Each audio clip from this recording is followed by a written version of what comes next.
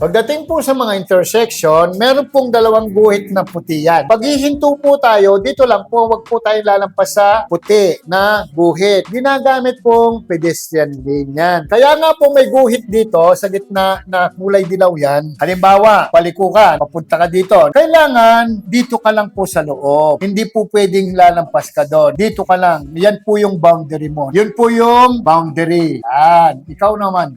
Yan po yung pagitan ninyong dalawa. Halimbawa, yan, nasa gitna ka, dito ka sa intersection, tapos sa likuran mo may mga emergency vehicle. Huwag po tayong hihinto dito sa gitna ng intersection para padaanin mo yung emergency vehicle. Tama yung intention mo, hihinto ka para raanin mo, but you are not in the right place. Bakit? Intersection po ito. Huminto ka dito, nilampasan ka niya. Paano mag-go-go yung mga yan? Nasa gitna ka. Naka-block ka. Itatabi mo muna, ilalampas mo muna dito sa loob ng intersection yung sasakyan mo, dadalhin mo dito. Pag hindi mo na kayang itabi dahil may katabi ka o traffic, stay where you are and let the emergency vehicle pass you by o overtake you. Pero wag po dito sa gitna ng intersection.